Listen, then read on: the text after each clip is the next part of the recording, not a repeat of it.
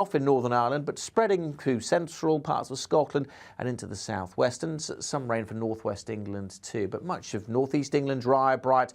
Most of Wales, sunny spells in the Midlands as well, with some sunshine. Temperatures up to, say, 13 in Birmingham. Just 9 there in Glasgow with that rain this afternoon. That rain will work its way towards Edinburgh and then spread northwards through the evening, so we'll see some patchy rain for Aberdeenshire, Caithness and Sutherland before that all fizzles out. Still 1 or 2 scattered showers across the southeast through the night, but for many it will be a dry night. Where we keep the clear skies, well, a hint of blue on the chart. There could be some pockets of frost in rural areas. Towns and cities dropping down to 3 or 4 Celsius. There'll be some fog forming as well through the night. That could be quite dense for a time in the morning, but it should clear pretty sharply through tomorrow morning. And then it's a cracking day for the bulk of England and Wales. Fine too for most of Scotland and Northern Ireland, but the cloud will thicken here. Rain into the west of Northern Ireland, across the Highlands and the Western Isles through the day as well. But Glasgow staying dry, Belfast as well during daylight hours. 10 degrees here, but look at the temperatures elsewhere. 14 in Birmingham, maybe as high as 16 in London, with some hazy sunshine. Staying fine for most of England and Wales during Tuesday evening, but that rain will start to encroach towards Glasgow and Belfast during Tuesday evening, and then pepping up a little bit on Wednesday. So some wet weather around on Wednesday, but once that's gone, it looks like turning a lot sunnier for all of us come the end of the week, and turning warmer too.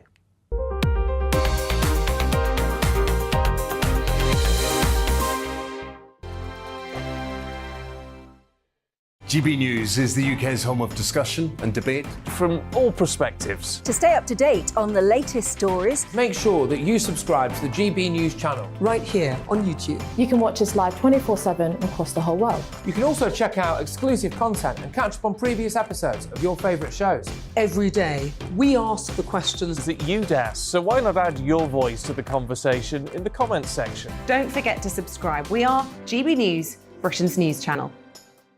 Every night at 11 on GB News, we bring you the next day's stories the day before. Basically like time travel. If it's a big story, we'll cover it, guaranteed. But we'll also have some fun along the way. Big opinions, big laughs. Sometimes big hair. This is Headliners, the paper review show that won't send you to sleep like the others will. 11 p.m, 7 nights a week. Join us.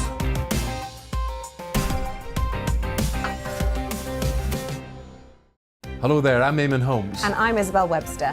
And we hope you can join us for Breakfast with Eamon and Isabel. You make me laugh out loud, belly laugh. Is that important first thing in the morning? Yeah, absolutely. And there's me trying to be deadly serious. News is a serious business. Yeah, I have to rein you in sometimes. Well, it doesn't stop us laughing at it. It doesn't stop us having an opinion on what's going on. Yeah. And it certainly will not stop us reflecting what you think. Weekdays from 6 to 9:30 on GB News. I'm Dan Wootton. Join me Monday to Thursday from 9 to 11 for the feistiest and most fun news debate on TV, where free speech reigns. I'll bring you a sharp take on the day's biggest stories, bombshell newsmaker interviews, and A-list guests. And I guarantee you, no spin, no bias, no censorship, and no reason to go to bed. That's Dan Wootton Tonight, Monday to Thursdays from 9 on GB News.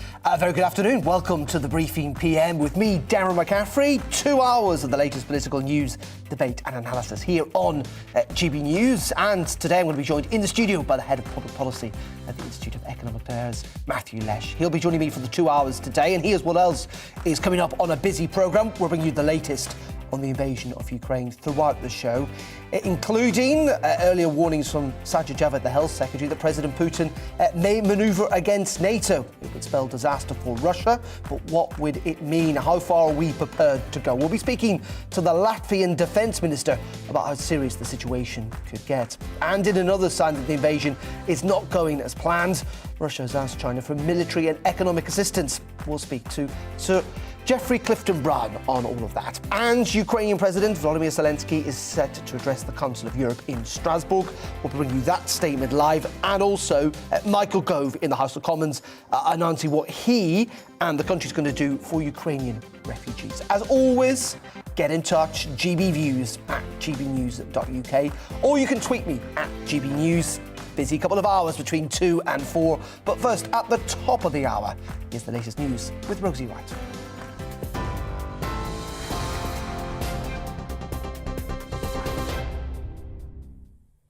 Good afternoon, it's just 1 minute past 2. I'm Rosie Wright, here to keep you up to date on GB News. Now, Russian forces are continuing their bombardment of Ukraine's capital with shelling in Kiev's suburbs. It's as peace talks have been paused today between Ukraine and Russia. Ukraine have been pushing for a ceasefire and the withdrawal of Russian troops. Today, at least 2 people have died. Several others have been injured following Russian missile attacks in the capital. One person was killed when a shell hit an apartment block. A second person died after being struck by falling debris in another area of the city. Alexei Gongoncharo, a member of the Ukrainian parliament, has been out in the capital this morning. There was a missile attack just in the middle of Kiev. You see there's a burned down trolley bus, one car. One person is killed, 58-year-old man. 5 are wounded. And that's just center of 3 million people now in the middle of Europe, real genocide. Putin cannot take Kiev with force, and he started a genocide against Ukrainian people. A minute's silence has been held for Ukraine at the Council of Europe in France. They gathered in a special session to talk about the invasion. Well, that's as Ukraine's President Volodymyr Zelensky released a statement this afternoon saying Russia's been planning the invasion for some time. But we have no right to relax. The Russian state has been preparing for this war for tens of years. They have built up huge military resources for the sake of evil, in order to uproot the neighbours, in order to destroy Ukraine, Europe as we know it and value. Russia has denied claims it asked China for military equipment to use in its invasion. It has a number of unnamed US officials told multiple news organizations that Moscow has sought assistance from Beijing. The Chinese embassy in the US says it wasn't aware of the request. US National Security Advisor Jake Sullivan warned China it would face consequences if it helped Russia. Well, Director of the China Institute at SOAS University, Professor Steve Stang, told GB News the Chinese president is likely to prioritise his political ambitions over helping Russia. And the most important and basic interest of China for 2022 is for Xi Jinping to succeed himself into a third term of office. And he wouldn't want to take risk of attracting American secondary sanctions. So it is not because of American persuasion. It is because of domestic and personal political calculations. More than 2.6 million refugees have now fled Ukraine. The EU Foreign Policy Chief said the number could grow to up to 5 million as the invasion continues. It comes as the UK government's Home for Ukraine scheme, which will allow people to offer their spare rooms to Ukrainians, starts today. Well, those opening their homes for at least 6 months will be offered £350 a month. Police have entered the mansion of the Russian oligarch Oleg Deripaska after protesters were seen inside earlier today. At least 11 police vehicles are on the scene in central London with dozens of officers. Mr. Deripaska is one of the 7 Russian oligarchs that were sanctioned last week by the UK government, while his business, wealth and connections are closely associated with the Kremlin. Boris Johnson says the UK is going to supply Ukraine with more than 500 portable generators. It follows a request by Ukraine's President Volodymyr Zelensky.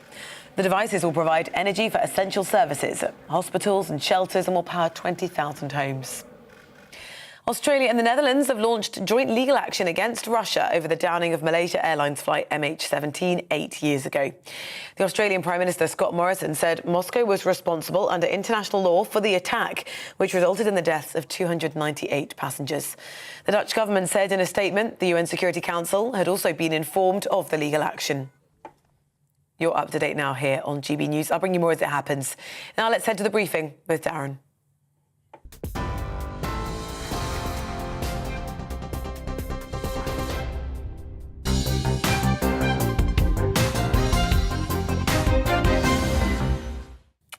Yeah, very good afternoon. Welcome to the programme. 6 minutes past 2 o'clock on this Monday. We're on TV, online and on your DAB digital radio. Thank you very much indeed for your company. Now, Russia has apparently asked China for military support, including drones, as well as economic assistance for its unprovoked invasion of Ukraine. That's according to US officials. The US National Security Advisor Jake Sullivan, who's due to meet with China's top diplomat in Rome later on, warned that Beijing that it would absolutely face consequences if it helped Moscow evade sweeping sanctions over the war in Ukraine. Well, the Russian plea to China for more weapons and financial assistance is the latest indication that maybe all is not going to plan with the invasion. It comes as yesterday the war stepped a bit closer to NATO territory, with Russia striking a military base just 10 miles away from the border with Poland. We're going to be reflecting on all of this throughout the programme. Let's start with our first guest this afternoon, and that is the Conservative MP for the Cotswolds, Sir Geoffrey Clifton-Brown. Sir Geoffrey, thank you very much indeed for joining us. Just first of all, on that attack at that training base in Western Ukraine yesterday, as I say, only 10 miles away from the Polish border, how concerned are you about that? As it's clearly a form of escalation, isn't it?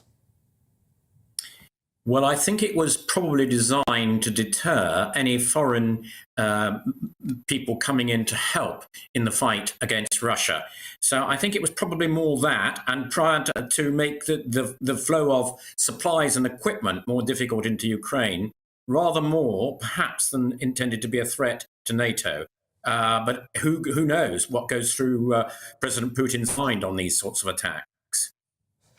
Where do you think, we've heard time and time again, haven't we, from NATO officially, that they are only prepared to get involved in this if they cross the line, Russia crosses the line, and I think, was it Satya Jumper today, puts a toe cap across one of the NATO borders. That is the line for NATO getting involved. But we've heard from Lord Dannatt and others suggesting that NATO does now need to prove and have a more proactive role, not least of all given the devastation that we're seeing in many parts of Ukraine now. Well, I think we need to be very careful on our language here. What we don't want to do is to trigger a wider conflict. And I think that Sajid Javid, I listened to him very carefully on the Today programme this morning, was very clear in a very measured tones that NATO would act if any of NATO territory, i.e. if there was an attack of any sort on Poland or any other NATO country. But I think actually, as things stand, NATO will not get actively involved. Yes, we'll send defensive weapons as we have been. The UK has been sending defensive weapons, and we will continue to do that. But as to offensive action, I don't think we will do that, or NATO would want to do that, unless it was actually attacked in some way itself. In saying that, we've reflected, haven't we, over the last couple of weeks about how well, in many regards, surprisingly well, it must be said, the Ukrainians have done so far. But in the end, the greater military might of Russia is likely to prevail, maybe with even more and more devastating consequences. Do you get the calls and the pleas from people saying that we cannot just stand by and allow Russia to essentially decimate a large number of Ukrainian cities, that standing back and doing nothing didn't do us any good in Syria? In fact, it may well have emboldened Putin in part to take this action. Well, I think we've got to be very careful about all of this. I do think you're right, that I think a large proportion of Ukraine is going to be destroyed and significant numbers of people are going to be killed. But as I say, what we don't want to do, I think, is to try in any way encourage President Putin to widen this conflict into either NATO countries or other European countries. I think we've got to be very careful about that. Is that because, I mean, again, in conventional war terms, you would have thought, obviously, the 30-country NATO alliance would undoubtedly beat Russia. Is that your fear, that in those circumstances, the chances of a nuclear conflict become a hell of a lot higher? Well, I think whether it's a nuclear conflict or not, Darren, the idea of Russian missiles raiding over London, I'm not sure the people of this country would be very happy about that. And that is what we want to avoid. We do not want missiles entering any NATO territory. And that's why we've got to be very, very careful indeed. Just in regards to China and what we heard from them over the weekend, denying these reports from the US, who seem to be putting intelligence out there that they are or have received requests from Russia for extra military and economic aid. Where does the truth lie in all of that, do you think? And if the truth is that China have received these requests, what do you think the likely reaction of Xi Jinping will be? Well, I think there's a number of interesting aspects to this, Darren. The first is that if the Russians did make such a request, it doesn't reflect very well on Russia, does it? If they have to rely on Chinese support, whether it be military or whatever, to confront a country like Ukraine, what on earth would Russia do if it started a conflict with NATO? So I think that's the first thing to consider. The second thing is your representative from SOAS was very interesting about President Xi Jinping, who we're seeing on our screens now. He's up for a vote for the next term of office. And my understanding that is not entirely straightforward. So I think the Chinese, who are an incredibly pragmatic nation, will, even if they've had the request, I think it's very unlikely they will grant it, because they will not want any form of financial slowdown against the Chinese economy. They won't want the world economy to slow down. They're in a position at the moment where their middle class is increasing hugely. They're an aging population. They're having to spend a lot more public money. Their debt is rising. I don't think that the Chinese will want anything that weakens their financial position, particularly in a slowdown in world markets, because they rely so much on their exports. Yeah, indeed. And coincidentally, of course, now starting to grapple with what seems like a significant surge of the Omicron variant in China. It looks like the most potent and powerful outbreak of COVID that China's experienced since the start of the pandemic. Just very finally, while I've got you, though, Sir Geoffrey, from Westminster, we're going to hear from Michael Gove in the next couple of hours or so in the Commons, setting out the UK's response when it comes to refugees. I think talking about offering 350 quid to families who take in a Ukrainian refugee, along with extra money for local councils. Is this welcome news on your part? Maybe delayed welcome news? Well, you'll know, and your listeners will know, Darren, that I was extremely active in the House last week, calling for these whole refugee procedures to be speeded up considerably. And therefore, I do welcome this sponsorship scheme today. I think there will be a lot of goodwill amongst the British public to take these very traumatized people who have suffered so much from Ukraine into their houses. And I think that we've always been generous in this country, ever since the Huguenots onwards, of taking refugees from conflicts in Europe into our country. And I think we should do the same here. And I think that is what the overwhelming British public want their government to do. Geoffrey Clifford-Brown, as always, appreciate your time and your thoughts. Joining us there live from Parliament on this Monday afternoon. Thank you so much indeed for joining us. Thank you, Darren. Let's bring in Matthew Lesh. He is the Head of Public Policy at the Institute of Economic Affairs and is in the studio with us. Matthew, very good afternoon to you. Just first of all, what are we expecting to hear, do we think, from Michael Gove? He's due to be in the Commons probably now around 4 o'clock-ish. Yeah, look, I think it's been trailed that they're expecting the government to announce some kind of policy in which the British people are encouraged to host Ukrainian refugees in exchange for a small monthly payment. I mean, within context, this is something the government's been embarrassed to doing, and even the offer right now to Ukrainian refugees, I think, is quite weak. Most of the rest of Europe is letting in Ukrainian refugees, no questions asked. They're getting a 3-year kind of temporary refugee visa. The UK has so far provided just 3,000 visas, and as you said earlier, there's been well over 2.5 million Ukrainian refugees. Yeah, I think the Germans, for example, have processed 120,000. Yeah, and I think this is the central problem, which is despite all of our talk of getting rid of red tape and leaving the EU, we're imposing much more regulation in the way we're handling this than the Europeans are. We're doing it very top down. What's been happening in Europe is people have been showing up. Of course, they've been sprawling across borders, so it's a bit of a different situation, but they've been showing up in Poland or Germany, and people have been waiting at the station saying, come home with me, I can put you up for a few nights or a few weeks or whatever it's going to take. Whilst we're saying we have to go through this bureaucratic process, this very top-down process. But the government's argument on that is that they feel that there needs to be security checks. Well, you can, of course, do the security checks, although I think to some extent that's broken down here just because there's too many people coming across the border. But at the same time, I think you've also got to admit this is an extraordinary moment of desperation. I suppose there's two elements here. One question is how generous you're going to be, and the other question is how good is your bureaucracy? And I think in both cases, the UK is failing. The bureaucracy has very much failed to process people at speed and on time. This has been a consistent failure. We saw reporting over the weekend that the Defence Minister wanted to provide weapons even sooner to the Ukrainian people. We're talking about something like March 2021 when they first saw this on the horizon, and the bureaucracy pushed back against them. And now even when the UK government wants to make a generous offer by UK standards to Ukrainian refugees, the bureaucracy is failing to actually operationalise that. I think that's the deeper issue at stake here is the civil service fit for purpose in these kind of circumstances? OK, Matthew, stay with us for the time being. Let's bring in the Deputy Prime Minister and Defence Minister of Latvia, that is Artis Pabrikas, who I think were trying to join us from Turkey. He was there. We had him up. We just lost the line. We'll try and reconnect.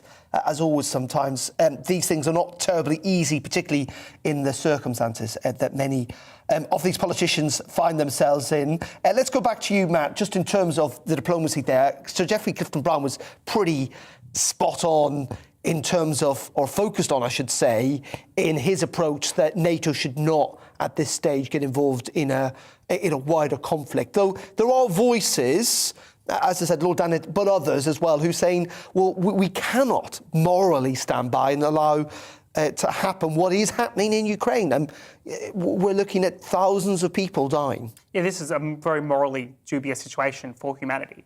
On the one hand, of course, we have the total monstrous attack on the Ukrainian people. We're just seeing this again and again with white phosphorus attacks on the ground, apparently against more activity against international law, attacks on hospitals and schools and residential facilities. There's also this huge risk that as the Russian ground forces are struggling, they're going to use their air superiority and cluster bombs and really do extraordinarily terrible damage to Ukraine.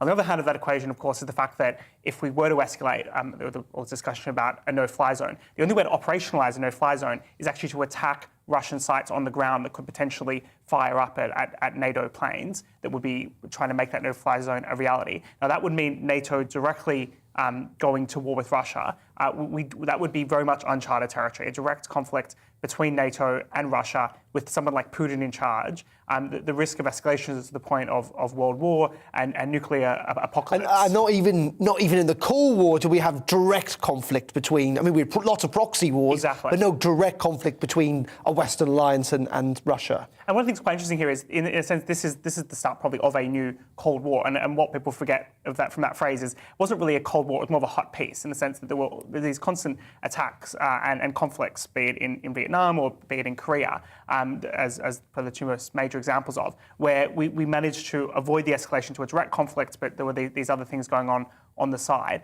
I don't know.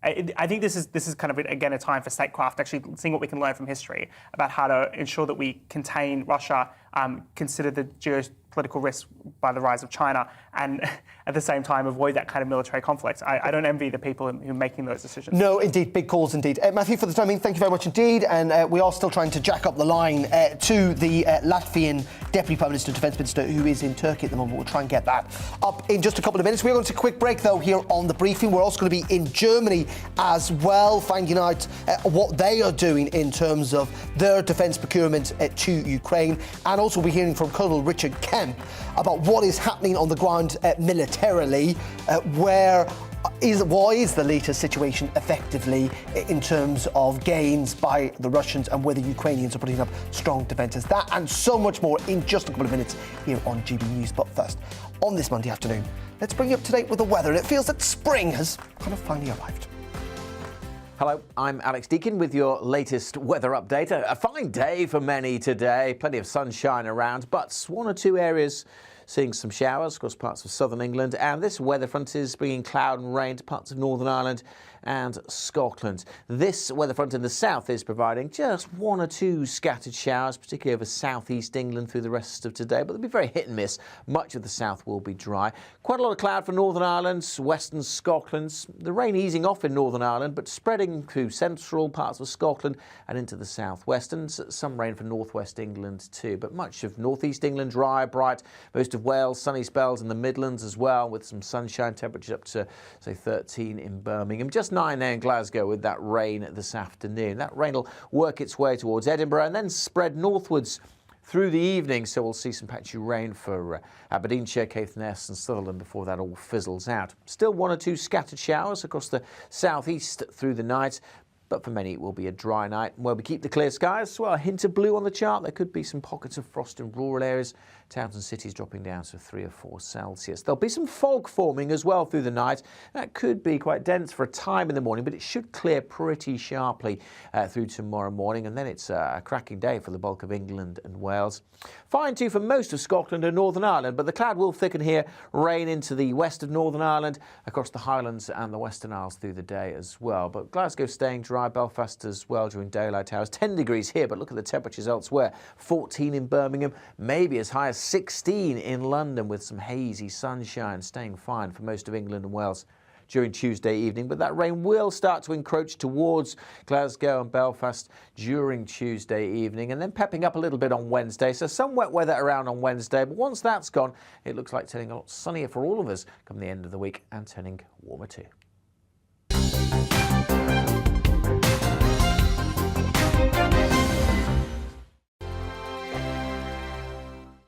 GB News is the UK's home of discussion and debate from all perspectives. To stay up to date on the latest stories, make sure that you subscribe to the GB News channel right here on YouTube. You can watch us live 24/7 across the whole world. You can also check out exclusive content and catch up on previous episodes of your favourite shows. Every day, we ask the questions that you'd ask, so why not add your voice to the conversation in the comments section? Don't forget to subscribe. We are GB News, Britain's news channel. Every night at 11 on GB News, we bring you the next day's stories the day before. It's basically like time travel. If it's a big story, we'll cover it, guaranteed. But we'll also have some fun along the way. Big opinions, big laughs. Sometimes big hair. This is Headliners, the paper review show that won't send you to sleep like the others will. 11 p.m, 7 nights a week. Join us.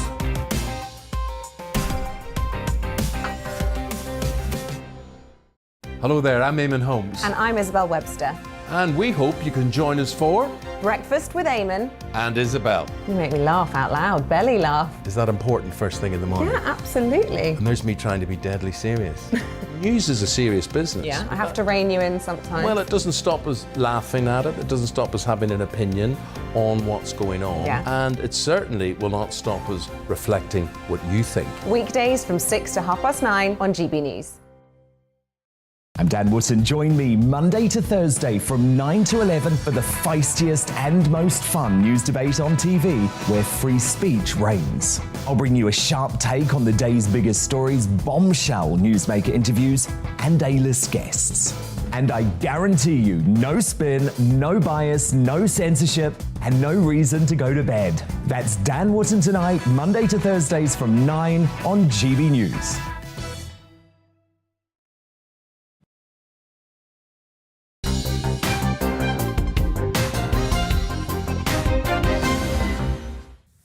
Very welcome back to the briefing. Do get in touch, gbviews at gbnews.uk, or indeed you can tweet us at gbnews. Keen to hear from you over the next hour or so. Now, we were trying to get the line up, weren't we, to the Latvian Deputy Prime Minister and Defence Minister who is in Turkey, that is Artis Pabrakis. Delighted to say he joins me now. Thank you very much indeed for joining us here on GB News. First of all, you are in Turkey today. We know that there have been lots of different discussions taking place at lots of different levels between officials, trying to see if there can be some type of deal, a diplomatic solution to all of this. Do you think that is still possible? I don't think it's possible at this stage, because I don't see any willingness on the Russian side, on Putin's side, to make any deals. because also here in Turkey lately was a meeting between Russian Foreign Minister Lavrov and Ukrainian Minister Kuleba, and it doesn't seem that there is any kind of a realistic approach to diplomacy from the Russian side. So my assumption is that at this moment, when Russians failed with first type of attack and appeared not capable really to reach their goals of occupying Ukraine, they will try to dig in, they will continue with shelling civilians, and one of alternatives, if they do not succeed in Kiev or in other places with their offensive, they will simply try to make another frozen conflict on this large part of Ukrainian territory. So we in the West must be preparing not only very strong economic sanctions for a longer period of time, but we must increase massively our military support to Ukraine, including air defense systems. So from our country, we were doing everything which is possible. We already gave as a present to Ukraine more than 200 million euros in military equipment. But air defense, this is not what, for instance, such country as Latvia can provide. But at the same time, President Putin has made it clear that for those countries that do give weapons to the Ukrainians, there will be consequences. And we saw that, didn't we, at the weekend with that attack near the Polish border. Are you concerned about reprisals from Russia? Well, Putin will try to do everything to intimidate Western populations which are not used to such type of conflicts. But what chances do we have? The only thing what we can do is retreat and accept everything what Putin is suggesting. And we did it already in Georgian war. We did it when he annexed Crimea. Are we ready once more simply to give concessions and pay a large price for the future? I don't think we should do this. And I think we simply should not blink. And in this perspective, I think if Putin is willing now to bomb also our supply lines and assistance lines to Ukrainian government, then there should be reprisals coming from the West and not from Putin's side. I think this is the only chance, because this bullying guy should stop. But where is the red line? I mean, do you feel at the moment that line's already been crossed in terms of military action, that NATO should directly get involved in conflict with Russia? No, I'm not asking now for NATO to start a war with Russia, because we never, ever threatened Russia, and I don't think we should get involved in such a way. But you see, Putin is using his intimidation by analyzing Western population, and now he sees that if the West is willing to give a military assistance to Ukraine, then he's trying to draw so-called red lines telling, look, if you will do this, I will do that. If you will do this, I will do that. And I don't think we should fall in this trap. It's very clear that there must be given a military aid to Ukraine, which would include also capabilities to shoot down Russian planes and also to be capable to avoid their missiles. We must do this, and of course we must strengthen also Ukrainian army, because they are capable to defend their country if they receive this aid. And we should not be blinking and be afraid of giving this aid, because this is exactly what Putin wants. He wants that we are leaving Ukraine alone to bleed. If we do this, first of all, he will reach his goals one day. Secondly, the NATO and European legitimacy in the eyes of Ukrainians will be broken. And thirdly, it will be just what Russians have been thinking before. If they press hard enough, West will simply retreat. We can't afford this retreatment at this moment. I get that argument, but in reality, unfortunately, that kind of tough line approach, if NATO takes it, and the continuing fueling of weapons to Ukraine means prolonging this war. It means almost certainly Russia ratcheting up the amount of force it is willing to use. And in the end, that means civilians, innocent people in Ukraine, dying in more and more numbers. With all my respect to your question, I already heard this argument when Russians started the attack on 24th of February. And the argument among some Western analysts was, look, we should not help Ukrainians because they will lose in 2 or 3 days and everything will be over, and then will be a beautiful peace again and we can deal with Russians as usually before. No, not whatsoever. Now it's exactly where we should bolster Ukrainian defenses, because Russians do not have a capability alone to breach Ukrainian defense. They cannot hold this country under the occupation regime. So that basically means they are running out of resources themselves, including missiles, including manpower, including other places, because mentality and morality and morals on the Russian soldier side is very low, while on the Ukrainian side is very high. And I think actually it's our moral duty to help Ukrainians and not to tell, listen, you die quickly and then the peace will arrive. Because this is basically what such approach suggests. We don't help Ukrainians, they bleed down, the war is quickly over and peace is there. Just peace according to the Russian authoritarian bullying terms. This is not what Europeans and West can accept, not in my mind. And just very finally, I think Britain is still, Germany might be about to overtake it, but the largest defence spender in Europe. What would your message be to the British government about what you would like to see Britain do more of in Ukraine, and also for you guys essentially in the Baltic states too? Well, first of all, Britain is not alone. We all are doing what we can, and we have to be strong in our coalition, as I mentioned before, to assist with all the necessities to provide Ukrainians to be capable to defend themselves. And we should warn Russians, if you will bomb these supply lines where we are providing humanitarian assistance, and yes, also military assistance, there will be also consequences for you. Secondly, of course, also in the Baltic area and other regions which are close to Russia, we are also missing, for instance, air defense systems, because the West in the last decades was not investing enough in your own industries and capabilities. So there is a shortage of available resources to provide good enough security for our sky. But I'm telling, of course, this not because we are afraid, but because we should be serious that Russian threat will not disappear in the following years. They will learn from their failures in the Ukrainian offense, and they will rearrange themselves, just like they did after a winter war with Finland in 1939. First, they will be punished by Ukrainians and with our assistance, but they will recover. And once they will recover, they will try again. Okay, really appreciate your time this afternoon. That's Artis Pabrakis, who is the Latvian Defence and Deputy Prime Minister. Thank you so much indeed for your time. Joining us there live. My pleasure. And good luck forever. Thank you. Thank you. You too. OK, you're watching GB News just after 2:30. Coming up in just a couple of minutes. That's not me, but I will carry on talking. There I am.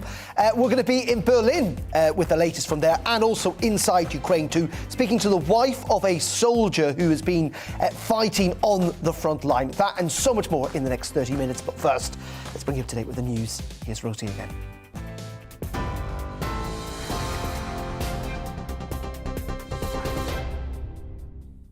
It's 2:33. I'm Rosie Wright. Let's get you up to date. Peace talks between Ukraine and Russia have been paused for today. They'll resume tomorrow. It's as Russian forces continue their bombardment of Ukraine's capital with shelling in Kyiv's suburbs. They're pushing for a ceasefire, Ukraine, and the withdrawal of Russian troops. At least 2 people have died today. Several others have been injured following Russian missile attacks on Ukraine's capital, Kyiv, this morning. Ukraine's President Volodymyr Zelensky released a statement this afternoon saying Russia's been planning the invasion for some time. But we have no right to relax. The Russian state has been preparing for this war for tens of years. They have built up huge military resources for the sake of evil, in order to uproot the neighbors, in order to destroy Ukraine, Europe as we know it and value. More than 2.6 million refugees have now fled Ukraine. The EU foreign policy chief said the number could swell to up to 5 million as the invasion continues. Well, the UK government's Homes for Ukraine scheme, which will allow people to offer their spare rooms to Ukrainians fleeing the conflict, that scheme starts today. Those opening their homes for at least 6 months, rent-free, will be offered £350 a month. Police have entered the mansion of the Russian oligarch Oleg Deripaska after protesters were seen inside earlier today. At least 11 police vehicles are on the scene in central London. Mr. Deripaska is one of the 7 Russian oligarchs that were sanctioned last week by the government. His business empire, wealth and connections are closely associated with the Kremlin.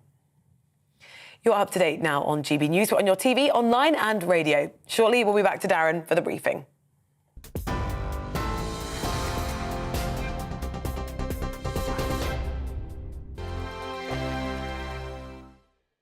GB News is the UK's home of discussion and debate from all perspectives. To stay up to date on the latest stories, make sure that you subscribe to the GB News channel right here on YouTube. You can watch us live 24/7 across the whole world. You can also check out exclusive content and catch up on previous episodes of your favourite shows. Every day, we ask the questions that you'd ask, so why not add your voice to the conversation in the comments section? Don't forget to subscribe. We are GB News, Britain's news channel. Every night at 11 on GB News, we bring you the next day's stories the day before. Basically like time travel. If it's a big story, we'll cover it, guaranteed. But we'll also have some fun along the way. Big opinions, big laughs. Sometimes big hair. This is Headliners, the paper review show that won't send you to sleep like the others will. 11 p.m, 7 nights a week. Join us.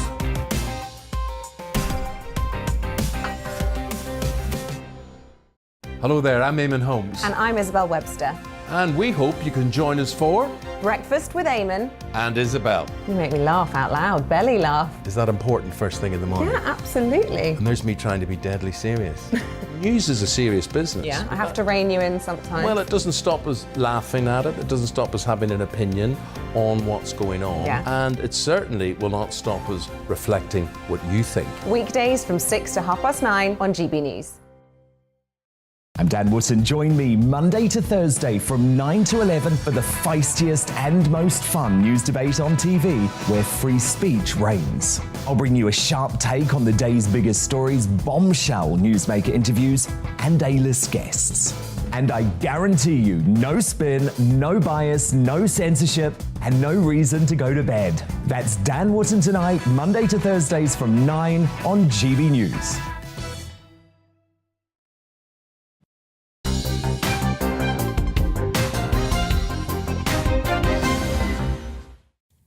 Very welcome back to the briefing. It is 23 minutes to 3 o'clock. We're on TV, online and on your DAB digital radio. Very good afternoon.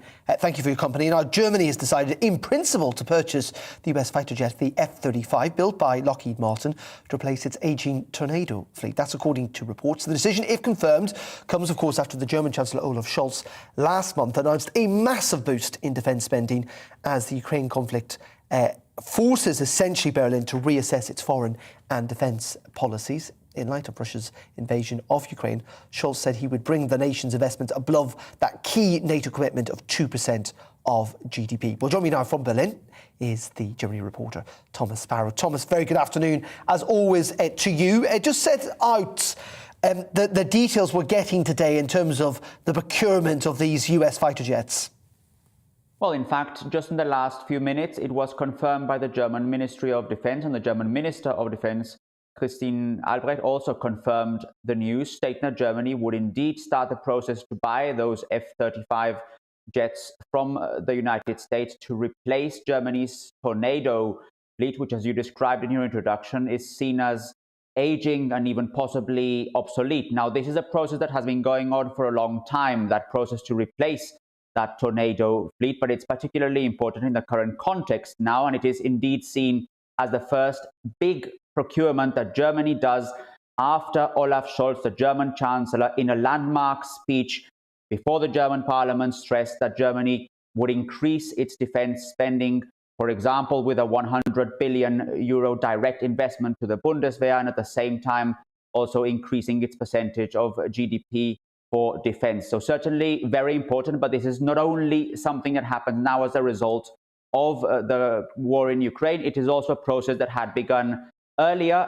It only becomes more urgent now because of the current situation that we're seeing in Ukraine.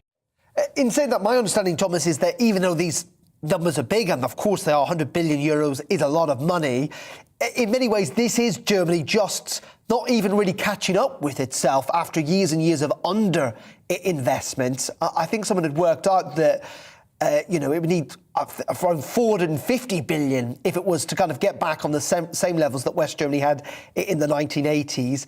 Is that your sense that actually lots of this money is a significant change and a significant sum of money, but it is only going to, in some ways, fill those big problems they've had in terms of ageing equipment?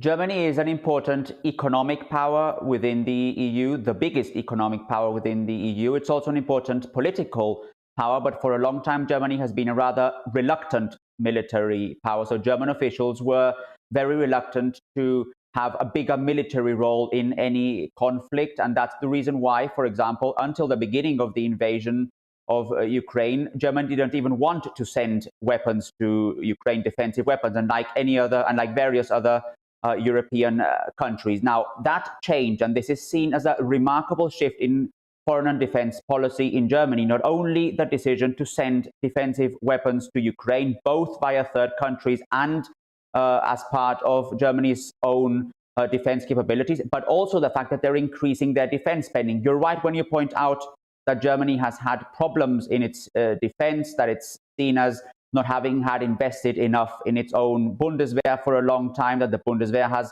in itself certain capability problems. But in general, this is a very important political decision because it does change tack. It does mark an important shift in German defense policy, that after years of being so reluctant on military terms, now Germany has not only agreed to support Ukraine militarily, which in other countries might be fairly obvious, but in Germany certainly not, but also that it's increasing its defense capabilities. And this purchase now of those F-35s, also of the Eurofighters that they're also planning to purchase, certainly marks an important step in that direction to become much more active in a military role when it comes to, in this particular case, trying to help Ukraine to resolve this war. And just very finally, and quickly if you can, Thomas, just in terms of what the public mood is like there in Germany, polls seem to suggest, for quite a long time, Germans were, they felt an affinity, I think, to a large degree with Russians in the past.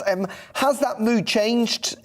Is there support, essentially, for Germany to do more to help Ukrainians?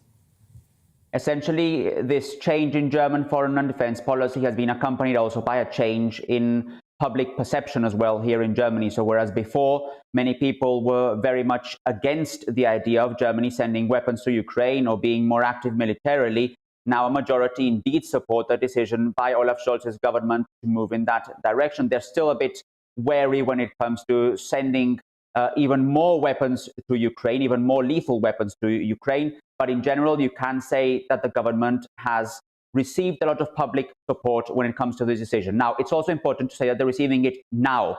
Whether that public support will remain, for example, when Germans begin to feel the economic impact of all this, that's another matter altogether. But now in the decision to make those political changes, Olaf Scholz and his government certainly have counted with the support of the German public. Appreciate your time and your analysis. There's Thomas Barrow there joining us from Berlin. Thank you very much indeed for joining us. Matthew Lesh from the IEA is still in the studio here. Matt, just first of all, on this idea of military spending, Germany's obviously increased its budget. Inevitably, will now be pressure for governments across Europe to increase military spending on defence. And let's be frank about that. That then means there's a trade-off. It almost certainly means less money elsewhere. Look, certainly in the short run, I mean, in Germany's case, that's simply a trade-off that they're clearly going to have to make. The fact is, and even German military leaders have acknowledged this for a number of years, that the German military is a joke. It doesn't have the defensive capacity the country needs. But for us here in Britain, I mean, do you think the British government's going to now have to increase military spending? Well, I think they're going to have to make a difficult trade-off, whether or not they want to have that capacity. The UK has been making its 2% target, whether that should increase a bit more and what specific projects and ensure that, I guess, money is well spent, not just more money in itself. At the same time, there is, I suppose, in the short run, you're right, there's a trade-off. If they want to spend more on defence, they're going to have to either spend less elsewhere, tax people a bit more, or put it on the debt, so future taxpayers. What I'd like to see, though, is a real, and this is really across government, is we can spend more on defence, we can spend more on anything else if we grow the economy. If we have a strategy to go for growth, rather than just reallocating bits and pieces of the pie, we're going to be able to take on Russia far more effectively. And this is really the lesson combating the Soviet Union. The reason why the US was so successful is because it had a much bigger economy. It could dedicate more money to defence. When Russia tried to do the same, or the Soviet Union tried to do the same, it crumbled and cracked because they were so fundamentally much poorer than the Americans. So it's about having that strong economy under which you can pin your strong military defence. OK, I think for the time being. Thank you very much indeed. Let's bring in Colonel Richard Kemp, who joined us down the line. Thank you very much indeed for joining us. Just first of all, if I can, Richard, what is your assessment? What we're coming up to nearly 3 weeks into this war. What's your assessment of what's happening on the grounds? Well, I think, as most people can see from what they catch in the media, the Russian army is making steady progress against the Ukrainians, and they're getting to a point where they've almost encircled Kiev and, maybe about to carry out an assault against Kiev. And in the south, they've virtually taken the whole of the Ukrainian coast. Just leaves Odessa. I say just leaves. That's a major target. It leaves Odessa to be captured, and then they will have cut off Ukraine from the coast. So I think there's significant progress made, but the Ukrainians have been fighting extremely hard.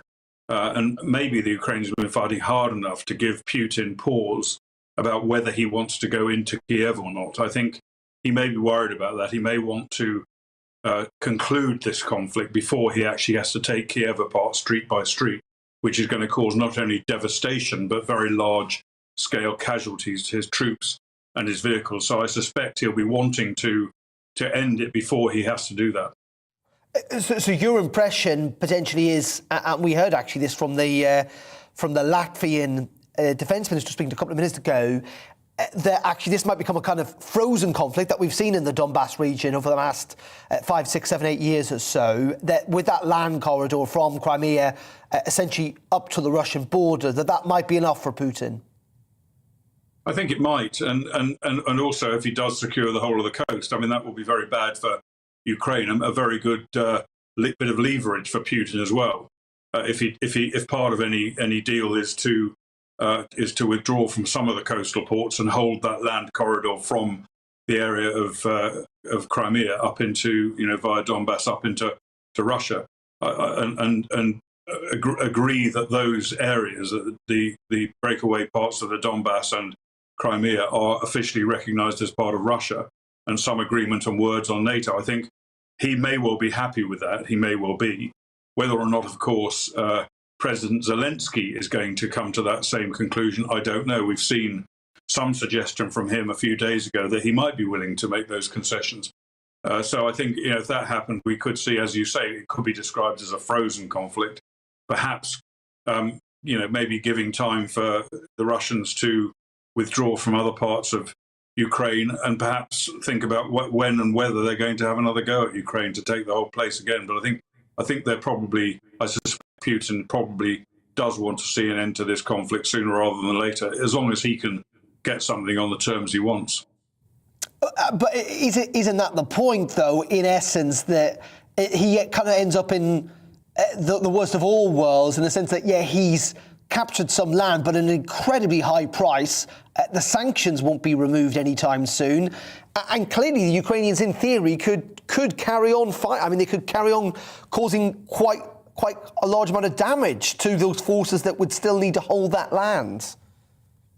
Yeah, that fight has been going on, obviously, for a long time in the Donbass, and it might continue. Although I suspect that if there is some form of agreement on the Donbass and the Crimea, then that fighting would probably end. And I think, Putin is in a position where he can paint his success or otherwise in whatever way he wants. He controls the media in Russia.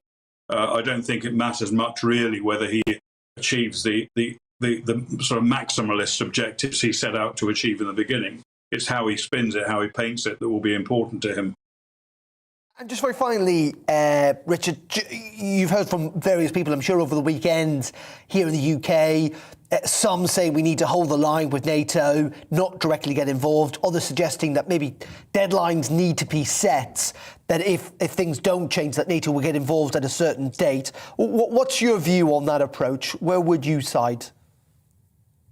I think it's very unlikely NATO will get directly involved militarily, even, for example, if Putin uses chemical weapons in Ukraine, which is certainly a possibility. I don't think NATO will involve themselves then. In fact, President Biden's spokesman said that use of chemical weapons was not a red line in Ukraine. So I think, NATO is absolutely terrified of coming into a conflict at all with Russia, but particularly bearing in mind that Russia is a nuclear armed state. So I don't think we're in that game at all. Certainly, unless for whatever reason Putin does, either in the immediate future or the longer term, decide to bite into NATO territory. OK, Colonel Richard Kemp, as always, appreciate your time and your analysis this afternoon. That's Richard Kemp there joining us from Jerusalem. Always do get in touch, gbviews@gbnews.uk. Well, 10 minutes to 3 o'clock. We'll get to some of those a little before the end of this hour. But first, with the Russian invasion of Ukraine reaching its 18th day, every day we're seeing reports, of course, of devastation being caused by the conflict. Approximately 15,000 fatalities have been recorded so far. Countless buildings have been destroyed, and images of millions of displaced Ukrainian citizens are all over the media. But what is the harsh reality for Ukrainians on the ground, and what does it really mean for citizens to endure day-to-day life in the war zone, tearing through your home nation? We're delighted to say that I'm now joined by to discuss all of this in Lviv by Oleg Zabul, whose husband is a Ukrainian soldier fighting in the war. Oleg Sandra, thank you so much indeed for joining us. Just give us a sense of what things are like in that city where you are. It's in Western Ukraine. It's been relatively peaceful so far. Hi, thanks for having me, first of all. Lviv is has been considered the safest place in Ukraine. We've got lots of refugees from different regions, from Kiev, Kharkiv, and other places that are at actual war here. But this has been true until yesterday, when they actually attacked a peacekeeping center just 40 kilometers from Lviv, or from my own apartment. 35 people dead, around 140 wounded. So this happened 20 kilometers from the Polish border.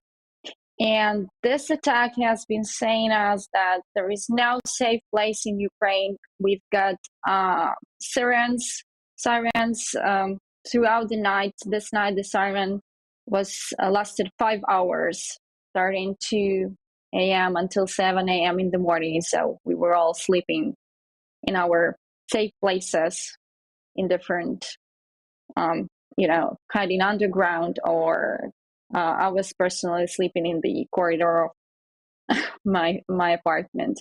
So this is to say that Ukraine is a large country, and sometimes we think that the war is happening hundreds of kilometers away, but it's not, because they are bombing each and every city at the moment, and they could come back anytime. And your husband is fighting, isn't he? Are you able to stay in touch with him? Do you know how morale is with him and the people he's fighting alongside? My husband is an IT professional. We both work in information technology, although he has some skills, given that he's been a police officer some time ago. So he has received a summon to the army, I don't know, a couple of days ago, maybe a week, I think. We're mixing days here right now. And now he is a soldier at the war with Russia, basically. He's still in the Western region, even although I cannot discuss the details of his dislocation, obviously. We are in touch. He's got connection. So I'm waiting for his messages, basically, because I cannot call him anything or drop him a message, and then he replies whenever he can. As I have already told you, there is no safe places in Ukraine at the moment. But that's his duty. And also, lots of my friends are fighting at the front line. Just today, I picked up a sleeping bag for one of my friends, and this will go directly to the front line. Why then, if I can ask you, you say nowhere is safe. Why have you not left, along with? It's reckoned around 2.7 million Ukrainians have now fled to places like Poland. Why have you decided to stay? Well, it's really hard question to answer because, well, imagine that you have to leave your home with only one backpack and probably a suitcase, and you have to spend, I don't know, maybe 3 days at the border. And then you are in Europe where you do not know a single person, you do not have an apartment and nothing like that. And up until now, Lviv has been a safe place. We were aware of the risk, of course, but we considered it to be safe, and we were helping the refugees. We were busy volunteering, things like that. I still consider it to be more or less safe at the moment, and it is easier at the borders right now. So I'm exploring the possibility, of course, to go elsewhere. But my family stays here. My mom is a medical doctor, so she has to stay here. My friends, some of my friends with their kids are still staying here. So we are all together standing for Ukraine. Yeah, and just very finally on that, you know, this war's only 3 weeks old. A month ago, I'm sure you were leading a very normal life in that city of Lviv, a very, very pretty city in Western Ukraine. Where is your head right now in terms of what are you thinking about the future for you and for your country? Can you be optimistic, or are you incredibly worried that this could last for a very, very long time? The thing is that we are counting the days right now. We're not aware what date it is right now. We know that it's 19th day of the war, and that's it. So no plans. We cannot plan for even tomorrow. And the emotional state of every person changes multiple times a day. So it's from crying to, being optimistic, being happy for for Ukrainian soldiers to win a battle, etc., etc. So this is kind of emotional swinging, and sometimes you have to surpass your doubts. And every time I do so, when I doubt what am I doing here, I have to leave or whatever, and every time I surpass the doubts, it's a win. And basically, if we multiply the situation to everyone in Ukraine, this means an overall victory for the whole country. So there is no question whether we would win or not, because that's going to be unquestionable victory, because we're fighting for our homeland. We're a peaceful country. We haven't invaded or occupied someone else's territory. So we are really optimistic, although we do understand the economic impact on the overall country, and of course that war is ugly. Indeed. Alexandra, thank you so much for joining us. Please stay safe, take care. Join us there from Lviv in the west of Ukraine. Thank you so much indeed for joining us this afternoon. Husband fighting on the front line. OK, you're watching GB News. We're going to be back at the top of the hour. We're hoping to hear from President Zelensky in the next hour. Also, we'll be in the comments, that and much more in just a couple of minutes. Stay tuned.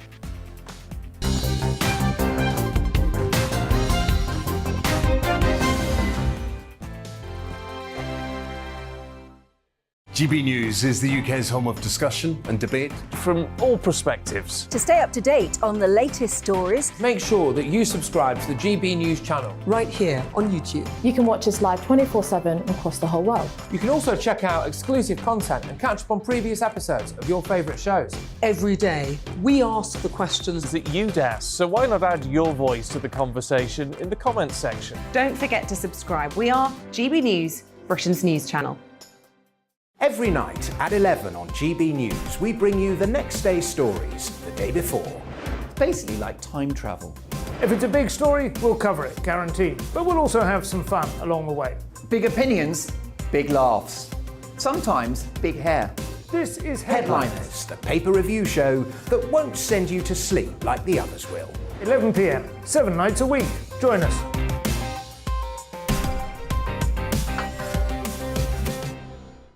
Hello there, I'm Eamon Holmes. And I'm Isabel Webster. And we hope you can join us for Breakfast with Eamon and Isabel. You make me laugh out loud, belly laugh. Is that important first thing in the morning? Yeah, absolutely. And there's me trying to be deadly serious.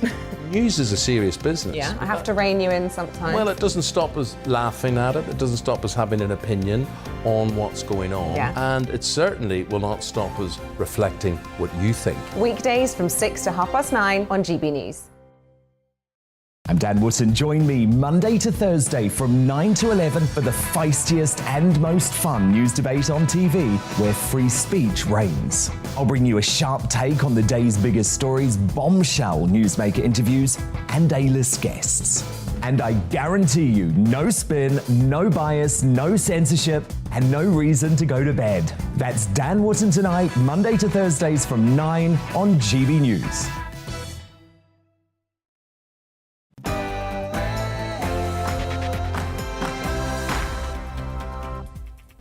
It's just gone 3 o'clock. Hello and welcome to the Briefing PM. We're with you for the next hour. I'm Darren McCaffrey with the latest political news, debate and analysis. And here's what's coming up. Between now and 4, we'll be speaking to a Ukrainian MP and getting reaction to a speech that we're hoping to hear from President Zelensky in the next hour. We'll also be in Poland to speak to our correspondent on the ground there about how Poland is dealing with the refugee crisis. And we'll be in the Commons where Michael Gove is due to update MPs on plans for the UK, for you, I and everyone else, to try and help Ukrainian refugees. And with the tragic death of an American journalist on the outskirts of Kyiv yesterday, we'll speak to a Ukrainian TV host on the reality of trying to report from a war zone. As always, we also want you to get in touch. You can send on your views at gbviews@gbnews.uk, or you can tweet me at GBNews. Promises to be a busy hour between 3 and 4. But first, at the top of the hour, the news with Rosie Wright.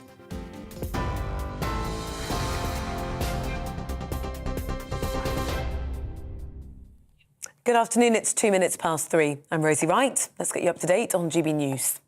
Now, peace talks between Ukraine and Russia will resume tomorrow following negotiations today. Ukraine's calling for a ceasefire and the withdrawal of Russian troops. Russian forces, though, continue their bombardment of suburbs in Kyiv. One person was killed when a shell hit an apartment block, and a second person died after being struck by falling debris in another area of the city. Oleksiy Goncharo, a member of the Ukrainian parliament, has been out in the capital today. There was a missile attack just in the middle of Kyiv. You see there's a burned down trolley bus, one car. One person is killed, 58 years old man. 5 are wounded. And that's just center of 3 million people now in the middle of Europe, real genocide. Putin cannot take Kyiv with force, and he started a genocide against Ukrainian people. A minute's silence has been held for Ukraine at the Council of Europe in France, which gathered in a special session today to talk about the invasion. Well, it's as Ukraine's President Volodymyr Zelensky released a statement this afternoon saying Russia's been planning the invasion for some time. But we have no right to relax. The Russian state has been preparing for this war for tens of years. They have built up huge military resources for the sake of evil, in order to uproot the neighbors, in order to destroy Ukraine, Europe as we know it and value. Russia has denied claims it asked China for military equipment to use in its invasion of Ukraine. Well, a number of unnamed US officials told multiple news organizations that Moscow had sought assistance from Beijing. The Chinese embassy in the US says it wasn't aware of the request. US National Security Advisor Jake Sullivan warned China it would face consequences if it helped Russia.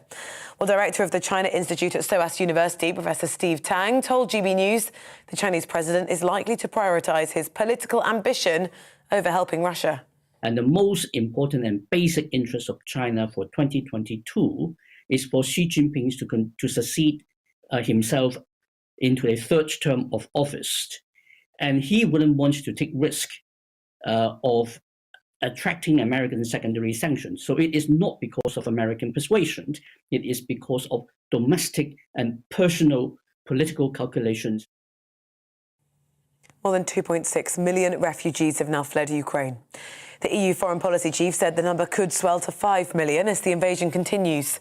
It comes as the government's Homes for Ukraine scheme, which will allow people in the UK to offer up rooms to Ukrainians fleeing the conflict, starts today. Those opening their homes for at least 6 months, rent-free, will be offered £350 a month. Police have now entered the mansion of the Russian oligarch Oleg Deripaska after protesters were seen inside. At least 11 police vehicles are on the scene in central London, along with dozens of officers. Mr. Deripaska is one of the 7 Russian oligarchs that was sanctioned last week by the government. His business, wealth and connections are closely associated with the Kremlin. Downing Street says Chelsea football fans must stop chanting Roman Abramovich's name at matches. Football fans again expressed support for the Russian owner of the club during their home match against Newcastle. A spokesperson for the Prime Minister says it's completely inappropriate behaviour. Abramovich was sanctioned by the British government over his links to President Putin. Boris Johnson says the UK will supply Ukraine with more than 500 portable generators. It follows a request by the President Volodymyr Zelensky. The devices will provide energy for essential services like hospitals, shelters, and will power 20,000 homes.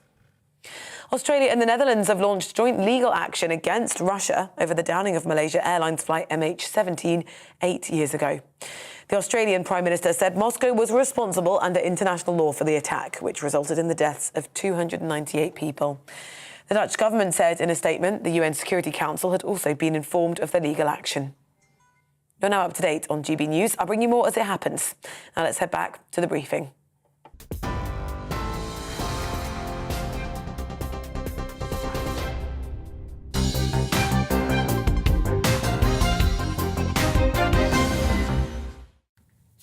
Yeah, very good afternoon and welcome to the programme. Coming up to 7 minutes to 3 o'clock on this Monday afternoon. We'll be focusing a lot on Ukraine, unsurprisingly, again in this hour. We're hoping, as I say, to hear from President Volodymyr Zelensky a little later. He's due to make a live speech. Also, we'll be in the Commons. We're expecting an urgent question on Saudi Arabia and also Michael Gove's announcement about helping Ukrainian refugees. But first, let's move away from Ukraine for a moment, because plans for a new law creating a specific offence of stealing a dog with a punishable sentence up to 5 years in prison are being debated in Scotland today.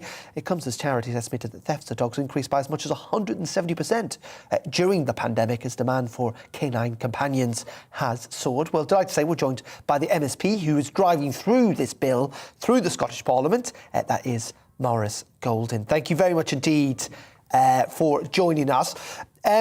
Just first of all, what is the thought process behind this bill? Essentially to act as a deterrent, I assume, to people who've been stealing dogs in increasing numbers. Yes, it is. I mean, the Kennel Club estimate that almost 2,500 dogs across the UK were stolen in 2020. And what I want to achieve by creating a specific pet theft act will act as a deterrent to criminals, but also recognise that dogs, as they're currently treated as a commodity, so stealing a dog is treated the same as stealing a mobile phone. And we all know that dogs are part of the family, they're our best friend, and they aren't recognised by that under the current legal scenario. And therefore, I want to introduce that specific offence to recognise that emotional attachment we have with our pets. And this is a problem that has got significantly worse, isn't it, during the pandemic, as millions of us have bought more dogs. Yes, it has. And, you know, it's estimated that the price of some breeds have gone up as much as 89%. And that makes it very attractive for criminals to attempt to steal our family pets. I've had constituents get in touch to say they've been threatened when they're out walking their dogs, or criminals coming up to them with a Stanley knife attempting to cut off their walking lead. And I think that what this law will also do is allow the police to collect the data so we know where instances are occurring, what breeds are being targeted, and then we can use that to ensure that these criminals who perpetrate what is very serious crimes are prosecuted and ultimately put in jail for up to 5 years. And it looks like, well, I assume it looks like that there will be a lot of cross-party support for all of this.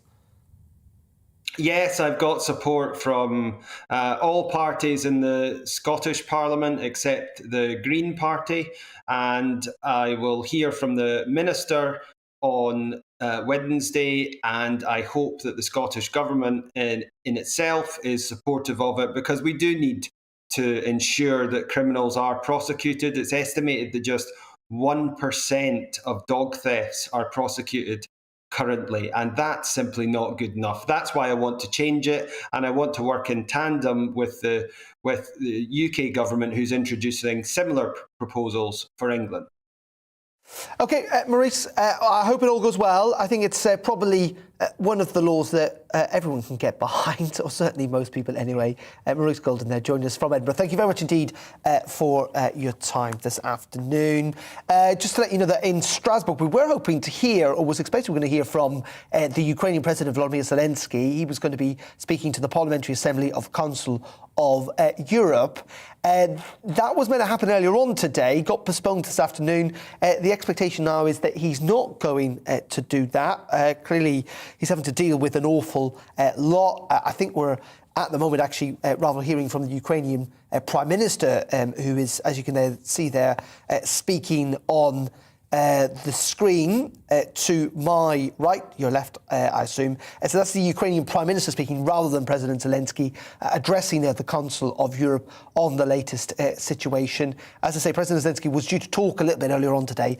That got postponed this afternoon, but is now pulled out altogether. We'll keep across that for you, though, and find if there are any news lines emerging from it. But let's stay on Ukraine. Let's speak to the Conservative MP for North West Leicestershire, Andrew Bridgen, who joins us down the line from Parliament. Andrew, very good afternoon to you. We're going to hear from Michael Gove, aren't we, in the next hour or so.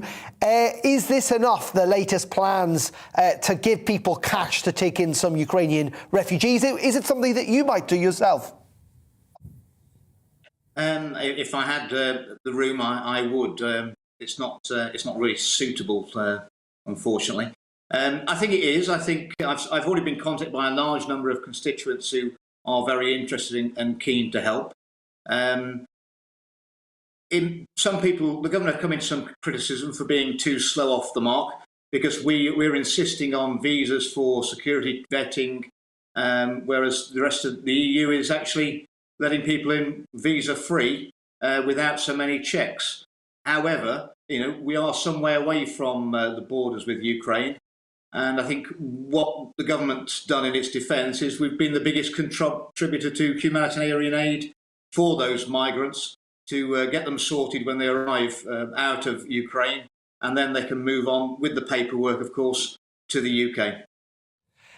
In saying that, you say there's been criticism being too slow. Do you think the government, maybe in this kind of post-Brexit world, in a thought process that, immigration is still to some politically toxic thought that actually taking a tougher line would be more in line with public opinion, when in the end it turned out not to be, that the British public, particularly in this instance, were more generous than the government themselves? The European Union were more generous, but they didn't really have a choice, because these people were crossing straight over the border from Poland. They were being taken in, and of course, under the Schengen Agreement, once you're into an EU country, you've got the right of movement throughout the whole of the European Union. We are in a different position, but in mitigation, we have given the largest amount of humanitarian aid for the Ukrainian refugees in situ, and some of the countries that those refugees have gone into, like Moldova, is the poorest country in Europe, and they can't afford to look after the migrants who are already in their own country. We are providing that aid, which is much needed. And of course, there is a line either for people to opt to come to the UK, in which case they can be placed in households, or if they've got relatives, they can apply and join their relatives in the UK. I would point out that I'm hoping, and I'm sure most of these refugees are hoping, that they're going to be able to return to Ukraine in the future. And bear in mind that most of them are not full families. They're women with children. They're separated from their other halves, their partners, because they've stayed behind to fight. And I'm sure that one way or another they need to be put back together again in the future. Now, just in terms of the kind of war itself, we heard from Sajid Javid, didn't we, the Health Secretary, earlier on today, warning essentially Russia there would be consequences if there was any incursion into NATO territory. Are you concerned that even by default, given what happened yesterday with that attack, of course, on a base just 10 miles from the Polish border, that we could be drawn into a full-scale war with Russia?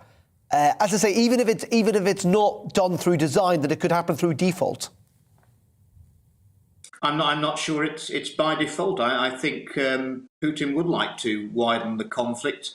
I'm not sure that he's targeting such sensitive targets with his artillery as maternity hospitals. He knows the outrage this is going to cause in NATO countries, and he's trying to make us look impotent. But what actually it is hurting him and his occupying forces in the Ukraine is all the weapons systems that we're supplying to the Ukraine military and the reservists. And that's why he targeted that base in Western Ukraine, because that's a staging post for those weapons to be moved through the country. OK, Andrew, as always, I appreciate your time this afternoon. Andrew Bridgen there joining us from Parliament on this Monday afternoon. Thank you, Andrew. Lots of you getting in touch. GBViews at gbnews.uk. Neil Witcher says the time is fast approaching where we have no option but to get involved in this war. The slaughter cannot go unchecked for much longer, echoing sentiments we heard from Lord Dannatt and others over the weekend, saying that there was a moral obligation for us in the West to get more involved. Kelvin Evans says it's time the government and the media got real. How many of us strangers will take strangers into our homes? How many will take the homeless into our homes? Very few, I would have thought. So why do we think it's different when it comes to Ukrainian refugees? George Kennedy says sanctions against Russia should last for 20 years. Kelvin Evans saying if the US can spend $3 must starting today. GBViews at gbnews.uk or indeed tweet us at Matthew Lesh. He is still with us in the studio. He's the head of policy at the Institute for Economic Affairs. Matthew, just in terms of the numbers when it comes to trying to help refugees, we know it's going to be 350 quid, isn't it, a month, I think, if you take in a Ukrainian refugee on an individual basis. Councils, however, are going to get 10,500, I think, more if a kid's involved. And there is no cap on these numbers. This could become quite costly for the government to a degree.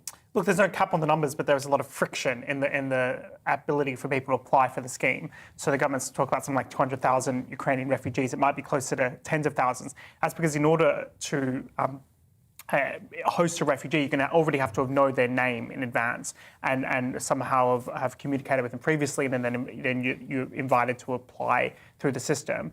So you're probably not going to see anywhere near the numbers that we're seeing in Europe. It's worth noting the UK so far has accepted about 3,000 of the 2.6 million refugees who've left Ukraine, with Poland really doing the heavy hitting, but even a country like Germany doing well over 120,000. Now, people would say, of course, Poland's right on the border, Germany's next to Poland, we are still a long way away from Ukraine. But Ireland, for example, has taken, I think, 5,500, and it's even further away with a much smaller population. Indeed, and it's very easy to say, well, we're much further away, but to the people who drove overnight across Europe, tried to get to Calais, and then found, despite being under the current rules allowed to go to the UK because they have family here or they already know people here, they were turned away and asked to go back to Paris or Brussels in order to apply for their official status. They're just putting unnecessary friction and bureaucracy, and that's a real failure, I think, of the Home Office. And it's a real shame because the UK has really been Ukraine's, I suppose, leading world supporter when it comes to weapons and sanctions on Russia, and done such an extraordinary job. And you look at the polls of the Ukrainian people and just how thankful they are. Boris Johnson is speaking to Zelensky basically every day. The UK has been absolutely essential in terms of some of the anti-tank technology. It's done so well on the military front, but just so disappointing in global terms and compared to the contribution we could make. Do you think, and I was trying to put it to Andrew Bridgen there, do you think that there is a bit of a kind of Brexit malaise in all of this, that the government assumed that by having an open door policy to a degree that wouldn't go down very well with the public? I'm not sure. I suspect it's more of a bureaucratic malaise. It's just the very concept of something like opening your borders in the moment of the biggest refugee crisis probably since the Second World War. It's just something beyond the conceptualization of the system, and therefore they put all these barriers in the way. Although I'd also say, just add to this, in terms of what this could mean for the UK, the Ukrainian people, as they've seen by their own defence, are some of the most entrepreneurial capable, hard-working, dedicated people. There's 1.4 million job vacancies in the UK that's putting huge inflationary pressures just because companies can't get the staff they need. Ukrainians are world-renowned for their abilities when it comes to farming and agriculture, for example. That's the reason why we already have so many guest workers coming over from Ukraine. There could be a huge benefit from the UK. Well, I mean, this is something that Poland has been very explicit about because, again, it's got a shortage of workers, not least of all because a lot of Poles have travelled elsewhere in Europe over the last decade or so. They already have relied on, I think, 1 million Ukrainians to fill many of those jobs, and they have publicly stated that actually that these refugees won't just be able to work, they'll be encouraged to work. Indeed, and there's a whole irony under the UK's existing refugee policy that you're not allowed to work as soon as you arrive into the country. I'm not sure if it's going to be the same under this Ukrainian plan, and I would certainly hope not. And there's the fact is, in the longer run, you're thinking about the long term here, our main issue is low population growth, huge burdens in terms of on younger people when it comes to funding things like the NHS and social services and pensions. Having a renewed labour force could be extremely meaningful and valuable to the UK. So you've got to think about it in both terms, both our moral responsibility to help refugees, many of whom will hopefully be able to go back at some point. Hopefully this doesn't end up with Ukraine being lost to Western civilization and being permanently occupied by Russia. Assuming they can go back, many will go back, but some will stay, and I think those who do stay have the potential to make a really big contribution. OK, Mathias, for the time being, thank you very much indeed.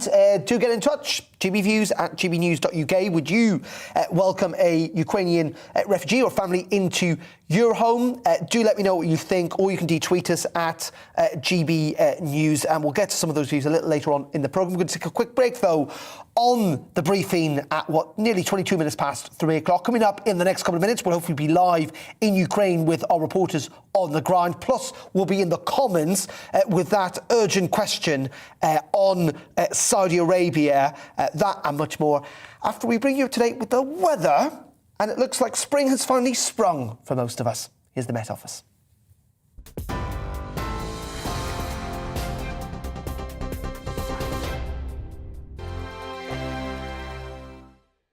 GB News is the UK's home of discussion and debate from all perspectives. To stay up to date on the latest stories, make sure that you subscribe to the GB News channel right here on YouTube. You can watch us live 24/7 across the whole world. You can also check out exclusive content and catch up on previous episodes of your favourite shows.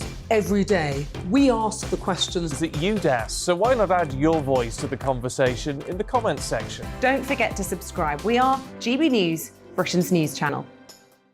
Every night at 11 on GB News, we bring you the next day's stories the day before. It's basically like time travel.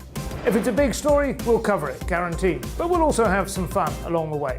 Big opinions, big laughs. Sometimes big hair. This is Headliners, the paper review show that won't send you to sleep like the others will.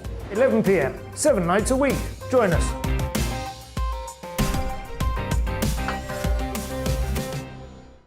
Hello there, I'm Eamon Holmes. And I'm Isabel Webster. And we hope you can join us for Breakfast with Eamon and Isabel. You make me laugh out loud, belly laugh. Is that important first thing in the morning? Yeah, absolutely. And there's me trying to be deadly serious.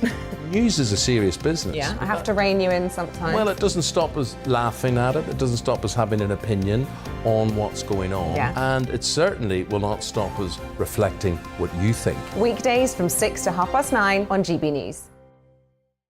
I'm Dan Wootton. Join me Monday to Thursday from 9 to 11 for the feistiest and most fun news debate on TV, where free speech reigns. I'll bring you a sharp take on the day's biggest stories, bombshell newsmaker interviews, and A-list guests.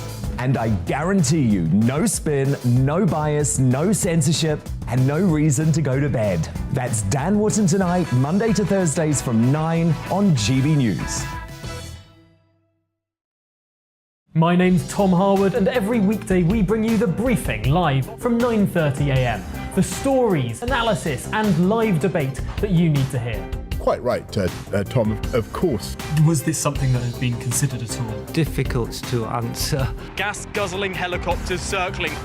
No! noise is being made here. Joe Biden walking out. Thank you very much for joining us. Don't miss it. The Briefing with me, Tom Harwood, Monday to Friday, 9:30 a.m. on GB News. Join me, Gloria De Piero, Monday to Thursday at noon for The Briefing. We go to the parts of Parliament that you won't see elsewhere.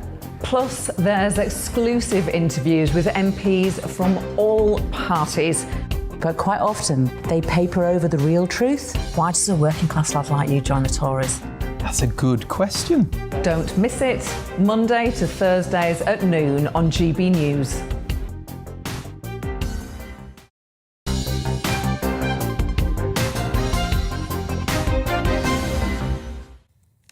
Very welcome back to GB News. We've got a team on the ground in the Ukraine region, covering what is happening in Poland more specifically. Our reporter Paul Hawkins is there to give us a sense of what is happening on the ground.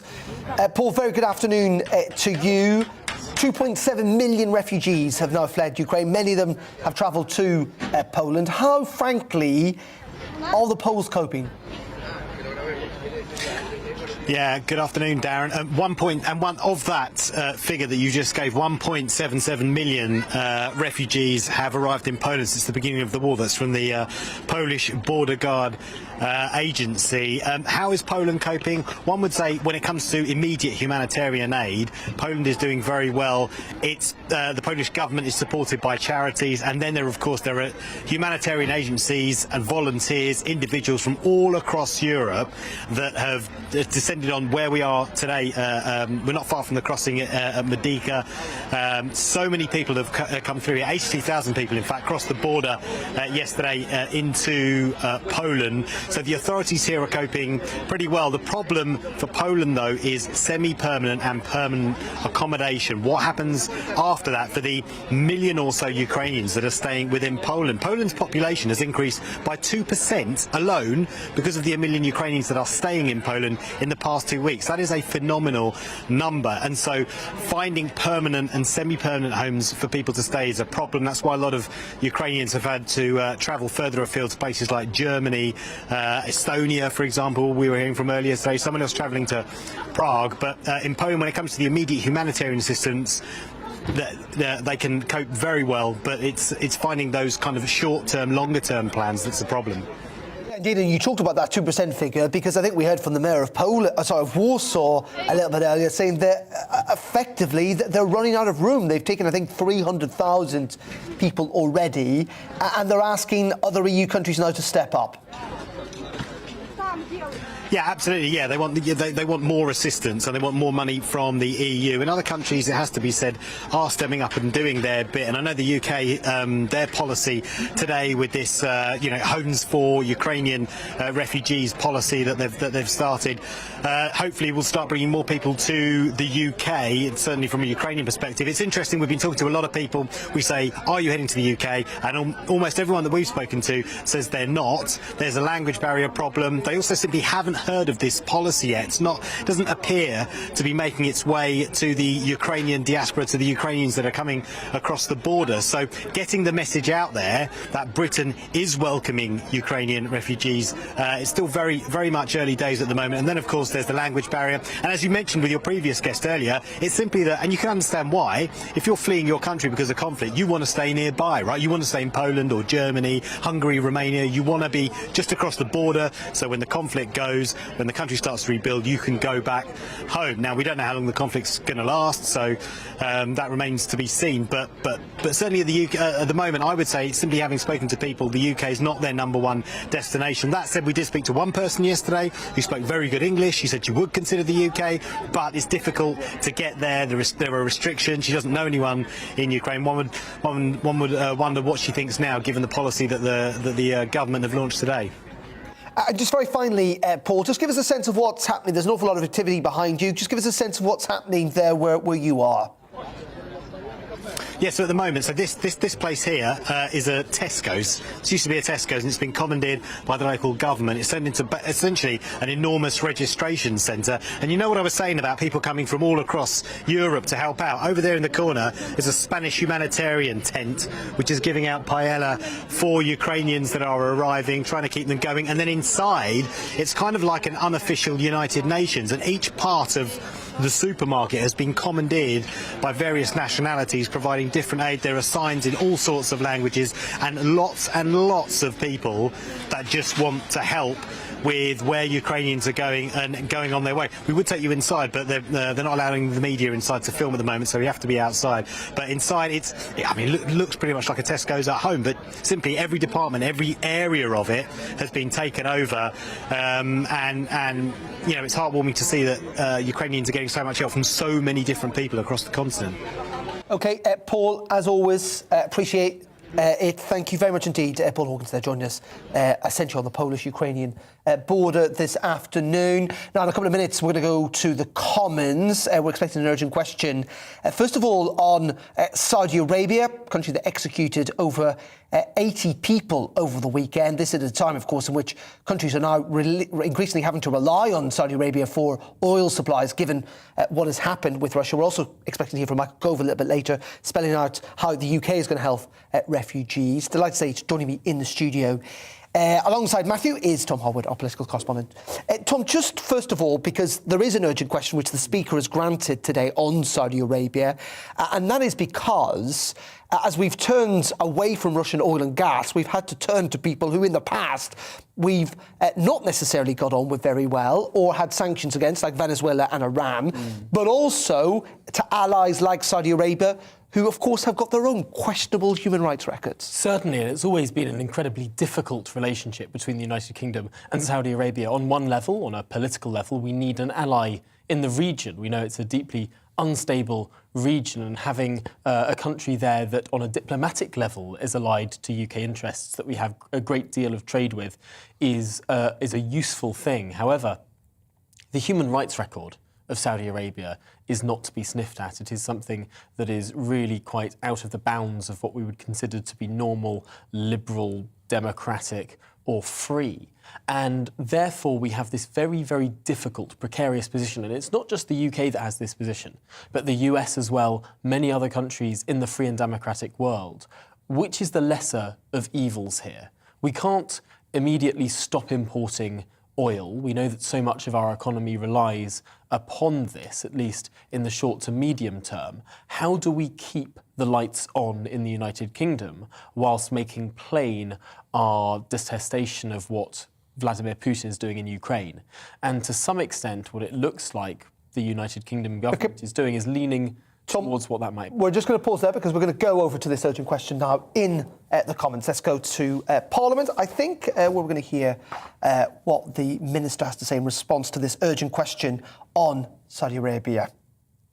As a matter of principle, the UK Ambassador has already raised UK's strong concerns with the Saudi National Security Advisor and their Vice Foreign Minister. We will continue to raise UK concerns with Saudi counterparts through our ministerial and diplomatic channels and seek further clarification on the details of these cases. No aspect of our relationship with Saudi Arabia prevents us from speaking frankly about human rights. Saudi Arabia remains a Foreign, Commonwealth and Development Office human rights priority country, including because of the use of the death penalty and restrictions on women's rights, freedom of expression and freedom of religion or belief. We regularly raise concerns with the Saudi authorities through diplomatic channels, including ministers, our ambassador, and our British embassy. We now come to Chris Bimblad. Mr. Speaker, thank you for granting this urgent question, which itself recognises the execution of 81 men on one day as of profound concern to this House and to our country, which has so many shared interests with the Kingdom of Saudi Arabia. Does my right honourable friend agree that this represents a new low for human rights and criminal justice in the Kingdom, coming only a week after the Crown Prince had promised to modernise the Saudi justice system? A decade ago, as a Justice Minister, I supported government-to-government work to help Saudi Arabia modernise its justice system as we work to build a strong and positive partnership with the Kingdom. Can my right honourable friend confirm that emptying death row in this way is not the kind of modernisation anyone would have had in mind when we signed off support to Saudi Arabia in happier times? Does my right honourable friend recognise the exquisite difficulties that this has presented to our Prime Minister? What assurances will he be seeking from Saudi Arabia in respect of human rights on his next visit there? Will he at least seek an assurance that execution of those arrested for alleged crimes when children will cease? Will he make clear to the Crown Prince how appalled friends of the Kingdom are, particularly in light of the state's assassination of Jamal al-Khashoggi only 3 years ago? Does my right honourable friend think these events have been the behaviour of a friend? I thank my honourable friend. I'll try and take these points in turn. The UK's relationship with Saudi Arabia is of great importance, ranging from kind of national security to economic interests. But that nature of our relationship does mean that we can speak frankly about human rights. And as I said in my opening remarks, the United Kingdom strongly opposes the death penalty in all countries and in all circumstances as a matter of principle. And Saudi Arabia is well aware of the UK's opposition to use the death penalty. As I say, we raise these concerns with the authorities through a range of ministerial and diplomatic channels. And regarding the juvenile death penalty, we raise concerns with the Saudi authorities regarding the juvenile death penalty application. And regarding Khashoggi, the UK has always been clear that his murder was a terrible crime. We condemn his killing in the strongest possible terms, which is why we've sanctioned 20 Saudi nationals involved in the murder under the global human rights regime. Minister Bamber-Torrell. There we go. That is Amanda Milling, who is the Minister for Africa and the Middle East, speaking there in the Commons, saying that she's shocked by the execution of 81 people in Saudi Arabia over the weekend, and that the UK, of course, strongly opposes the death penalty in all countries, and that they regularly raise concerns about human rights with Saudi authorities. Tom Harwood, Matthew Lesh, still with me in the studio. Tom, but isn't that the point? I think the Prime Minister's expected to go to Saudi Arabia relatively soon. Raising these issues doesn't seem to make much of an impact, and it's going to make even less of an impact now, given how reliant we are going to have to be on Saudi Arabian oil. Oh, certainly. It does stretch credulity to say that the government is going over to Saudi Arabia to say that their human rights record is poor. No, the government will likely be going over to Saudi Arabia this week to be saying... Almost with a begging bowl. To be saying, we would like some more of your oil, please. And of course, Saudi Arabia is part of OPEC, this cartel that controls a lot of the oil supply of the world. They fix the price in that way, and really it's a political discussion as to whether or not they'll release more. Interestingly, the United Kingdom has also been having high-level discussions with the United States and with Qatar, a country that recently left OPEC just a couple of years ago. Qatar is the second largest gas exporter to the United Kingdom, and of course it's gas it's gas that the EU is particularly reliant on Russia for. The UK is weaning ourselves off Russian oil over the course of the next year. We don't take a particular load of Russian oil, but the implications of the European Union reducing Russian oil exports, us doing it as well, means all the other parts of the world that rely on it, it's a global market, you'll need a greater supply from elsewhere, because this all has knock-on effects. These high-level political discussions will become increasingly important. And Matthew, this at a time in which the cost of living for ordinary folk out there is getting higher and higher. We saw a new record high for petrol prices at the weekend. I think it was 163.7 pence. And it's going to go higher. I think someone was asked this morning, how high is it going to be? I mean, it could be £2 a litre. Yeah, and as well, on top of that, energy and gas bills could potentially go up another £1,000 a year in the next increase when it comes to the next energy price cap increase. I think fundamentally this speaks to the morally dubious position we're now in when it comes to oil and gas. We've got the US talking to the Venezuelan regime. They're also trying to push ahead with a new agreement with Iran. These aren't countries you want to be dependent on for such key resources. And underlying this, particularly when it comes to gas, is the fact that the UK and Europe has completely failed in our own gas production. We have massive amounts of untapped shale gas that could be used, could both lower prices in the longer run, but certainly, if nothing else, ensure our security of supply and not be so dependent on such dubious things as Russian gas, as the rest of Europe probably will be for the next decade. This is a failure of policy making on our own behalf, and now we're reaping the consequences of that.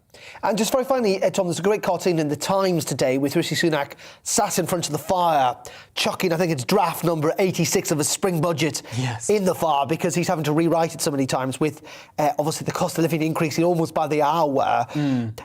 How heavy is the political pressure from within the Conservative Party to really try and alleviate this cost of living crisis, particularly when it comes to tax increases? Because this is a cost of living crisis affecting large parts of the Western world, but we seem to be the only country in the Western world who has decided to up taxes at exactly the same time. And it's an incredibly difficult political position for the Chancellor and the Prime Minister. Of course, they came under considerable pressure 2 months ago when the Prime Minister was under potentially the greatest heat of the Partygate scandal. No pun intended there. Very good. And many of the Conservative backbenchers who were wavering in their support were demanding that this government steps back from raising national insurance on businesses and on families. And yet, even in that heat, even in that moment, the government said, no, we're pushing ahead with this. And this is because, of course, they have committed this funding to the NHS, they've committed this funding to social care. This tax rise, in the view of this government, needs to come at some point, and coming nearer an election would potentially be even worse than coming now and having that change in this year, even with all the cost of living squeezes that go on. I think it's more likely there'll be a deeply inefficient move from the Treasury where they'll take with one hand and give with another in the form of extra subsidies. That seems to be the way we're going, and it's a chaotic ride, but it's the one that almost makes more logical sense. It's extraordinary. Rishi Sunak, who is the Chancellor, who continues says that he is almost that right in wanting to cut taxes, is actually turning into Gordon Brown in many regards. Tom, Matthew, as always, for the time being, thank you very much indeed. OK, it is 19 minutes to 4 o'clock. GBViews at gbnews.uk. Do get in touch.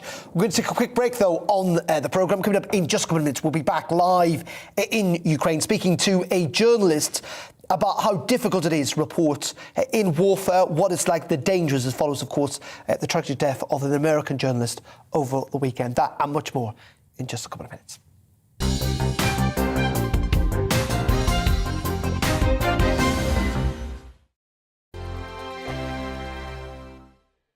GB News is the UK's home of discussion and debate from all perspectives. To stay up to date on the latest stories, make sure that you subscribe to the GB News channel. Right here on YouTube. You can watch us live 24/7 across the whole world. You can also check out exclusive content and catch up on previous episodes of your favourite shows. Every day, we ask the questions that you'd ask, so why not add your voice to the conversation in the comments section? Don't forget to subscribe. We are GB News, Britain's news channel.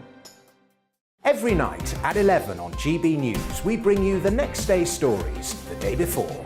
It's basically like time travel. If it's a big story, we'll cover it, guaranteed. But we'll also have some fun along the way. Big opinions, big laughs. Sometimes big hair. This is Headliners, the paper review show that won't send you to sleep like the others will. 11 p.m, 7 nights a week. Join us.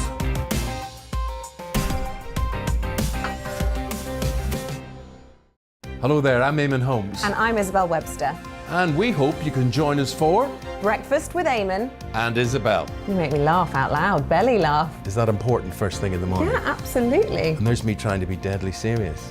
News is a serious business. Yeah, I have to rein you in sometimes. Well, it doesn't stop us laughing at it. It doesn't stop us having an opinion on what's going on. Yeah. And it certainly will not stop us reflecting what you think. Weekdays from 6 to 9:30 on GB News. I'm Dan Wootton. Join me Monday to Thursday from 9 to 11 for the feistiest and most fun news debate on TV, where free speech reigns. I'll bring you a sharp take on the day's biggest stories, bombshell newsmaker interviews, and A-list guests. And I guarantee you, no spin, no bias, no censorship, and no reason to go to bed. That's Dan Wootton Tonight, Monday to Thursdays from 9 on GB News.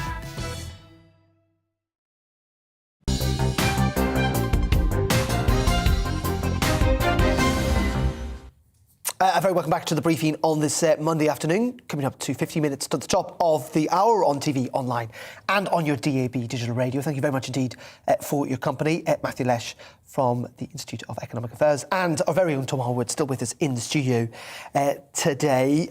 Just first of all on where we're at in terms of NATO, because we've heard a kind of quite divergent views over the weekend from some suggesting actually we were not morally in the right place, standing by and watching Ukrainian cities be shelled by the Russians. It's what we did in Syria. It was the wrong decision then. It's the wrong decision in this war too. But very clear line from UK government ministers suggesting that NATO is not going to go any further unless it is provoked. Well, I think this is an impossible moral dilemma. On the one hand, you do have these absolutely horrifying pictures of day in, day out war crimes, murder of civilians by Russian soldiers. On the other hand, the consequences of escalating the war into a direct conflict between NATO and Russia does risk nuclear annihilation, and that's something that we shouldn't dismiss as fiction from the 1960s. That's the reality we're in. Perhaps the real mistake we made in retrospect was effectively giving Russia a green light to invade Ukraine. We should have left at least some ambiguity about whether or not the West were willing to support Ukraine. That would have very much change Russia's calculus. But now we're in the situation where we need to signal as strongly as possible where our red lines are, where if invasion of Poland being a quite obvious one here, a direct attack on a NATO power, and what that would mean for Russia, and ensuring that nothing goes even worse in our circumstances. But I agree with you, this is not a situation we want to be in for humanity. Tom? I think it is so tricky, and of course Matthew is absolutely right, that were we to have our time again in this wonderful thing we call hindsight, if the West responded as it has now to Russia seizing Ukraine, Russia annexing Ukraine, annexing Crimea, seizing a part of Ukraine, the activity that went on in Donetsk and Luhansk. If we had had this response in 2014, I think it's very unlikely that Putin would have gone further. He did not expect the West to be united, the West to be strong, and we've shown that, but perhaps we've shown that far too late.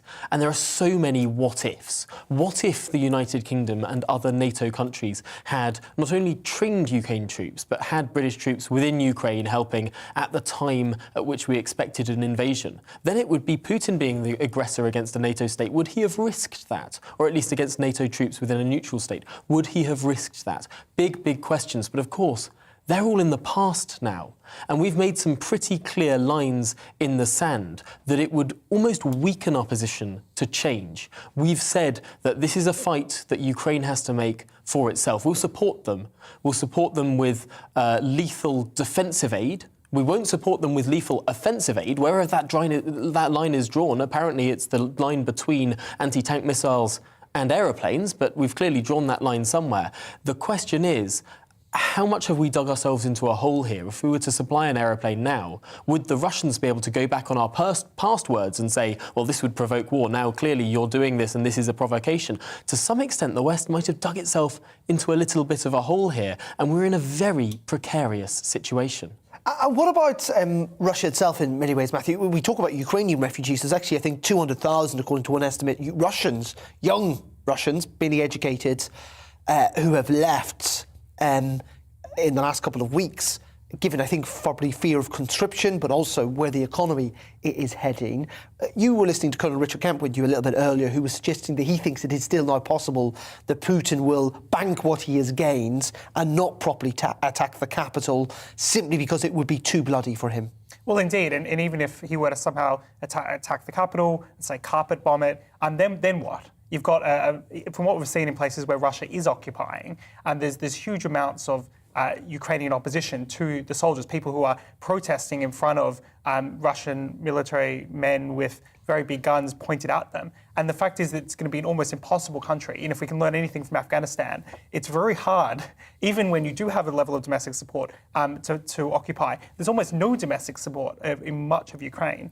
Just back to that key point about Russians, I think this is something we're going to have to keep emphasizing, which is the Russian regime is not the same as the Russian people. Our righteous hatred of Putin and everything that's going on in Ukraine should not be let out on every Russian individual, or as we've sometimes seen in cancellation of great Russian cultural gifts to humanity. And we should also at the same time remember that during the Cold War, we celebrated the fact that people were going one way out of the Soviet Union, and that was east to west. They risked their lives crossing the Berlin Wall. They risked their lives trying to use any opportunity to escape. And we should welcome Russians to the West and welcome the contributions they can make. So it's an extremely highly educated population that's been let down by a failing political system and by a failing political leadership. And as many Russians as want to come to the West, we should absolutely welcome them, assuming not connected to the regime, but just ordinary Russians who want to escape. OK, Tom and Matthew, for the time being, thank you very much indeed, because yesterday, we're going to move on a little bit, we had the death of Brent Renaud, who was a US journalist and filmmaker who died, frankly, showing the realities of war, but also showing the dangers of reporting for a war zone for journalists. We believe that he'd been targeted specifically by Russian soldiers. 2 other journalists who were with him were injured, taken to hospital. They are recovering. Well, delighted to say that joining me now from Ukraine is a TV host. She is Katrina Fedotenko and joins us down the line. Katrina, thank you so much indeed for joining us. Just give us Thank you for having me. And we should remember that other, particularly Ukrainian journalists, have died in this conflict as well. Just give us a sense of how difficult it is to carry on reporting in a war zone, but particularly when you face enormous danger. It is, I would start traditionally with the words glory to Ukraine, glory to armed forces of Ukraine and all of the people who support us. And we are really thankful to Great Britain and your government who help us really much. And talking about the security, yes, and the work during the war of journalists, I would say that it is really hard, but all of us, we understand that this is our information front, and we have to tell truth to the world, and we have to tell truth to the Russian people as well, because for decades they were listening to the Russian propaganda and they were listening to untruth information about that NATO and all of the European countries, they want to get Russia, and they are bad, and and the life in EU is not that good as in Russia, and that is not true. And that's why we are still working, and that's why we feel our responsibility to tell people the truth about what's happening in Ukraine. We have our journalists who are working in hotspots, and also we have our journalists who have been working in Irpin, where the American journalists unfortunately have died. And now we know that the authorities of these cities, they don't allow to work journalists in Irpin because it's really a hot situation there. But we still try to communicate with people who still stay in these cities, and they can tell us the truth and they can show us what is really happening in those cities. In saying that, as you say, things are incredibly difficult, but is it possible in the fog of war to get to the truth? Because you talked about propaganda from the Russian side. I mean, there will be propaganda from your government too. Is it your impression that it's your job and others to still hold your government to account, or is there a sense that in a time of war that you put that to one side? You know, I don't know about which propaganda you can say from Ukrainian side, because we live in Ukraine and we can see with our eyes what is really happening. We are getting all of the videos from people, from pedestrians who are making this video and who are telling us what is going on. Now you can see the ruined building. I think it's Kyiv. Today we have been bombed in one of the areas of Kiev, and this is our reality. And I don't know how can we tell lies about that. We don't have we don't want to ruin our city. We want to live in peace in our Ukraine. We want Russia to get off our country, and we would be happy if that would happen in the nearest future. OK, we're running out of time, I'm afraid, but Katrina, thank you very much indeed for joining us there from in Ukraine. Stay safe, thank you so much indeed. Gentlemen, just very quickly, we've got literally 20 seconds each. I mean, is your sense that this deal with refugees that we're going to hear from Michael Gove in the next couple of minutes in the Commons, that will be enough? Many people saying it's too little, too late. Look, it is very little. In the context of things, we're talking about 3,000 refugees the UK has accepted so far of 2.6 million. This will certainly go a little bit further, but we've really chosen a very bureaucratic, top-down approach. We've chosen to leave the European Union but impose even more bureaucracy, which is a thing we're seeing right across the board, unfortunately. Tom? I think we're going to see these numbers massively increase. The 3,000 number was Saturday, 4,000 as of Sunday. We're going to see these numbers grow and grow and grow, given that we've had the applications. The question is how many people, how many individuals will step up to the plate? I quite like the idea that individuals will be putting up their own rooms and homes rather than the state imposing it upon communities. Indeed, that'll be a question for a lot of guests, I'm sure, in the days to come. Gentlemen, thank you very much indeed, Matthew Lester and Tom Harwood. That is it from me for today. But that man you just seen there, Tom Harwood, is in this chair tomorrow between 2 and 4. I'm back on Wednesday. Up next, though, Colin Brazier after the weather. Hello there. Most of us will have a dry night tonight, but it could turn a little misty. Certainly across the south, a few fog patches are likely, and like this morning, it'll be a little chilly first thing as well. Surrounded by weather fronts, but they're not really causing too much in the way of rainfall. This one has been making for a wet day across western Scotland, and it is continuing to push northwards and will bring some showery rain to northeast Scotland through this evening before fizzling away. Another weather front then will bring some rain later in the night over the Western Isles and parts of Northern Ireland, but bar the odd shower across the southeast, most other places looking dry and fine. But it will turn misty in the south with a few fog patches, and it will turn chilly with a touch of frost in rural spots.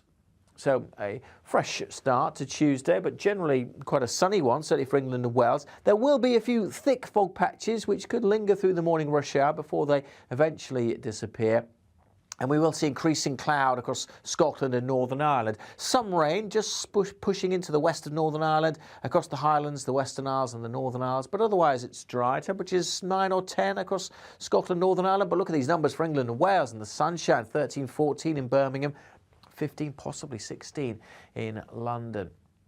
During Tuesday evening, the rain will continue to trickle south, so it will arrive in Belfast, Glasgow, and eventually some rain into Edinburgh as we head into Wednesday. Some uncertainty about exactly where this weather front's going to lie. It's joined by another one coming up across England and Wales, so a wetter day for the Midlands and eastern England on Wednesday with some heavy showers around, but it's still going to feel pretty warm, pretty humid, I would have thought as well. Temperatures easily up again into the teens, and with some sunshine we could easily pop up to 16 or 17 degrees. Further west, not as warm, but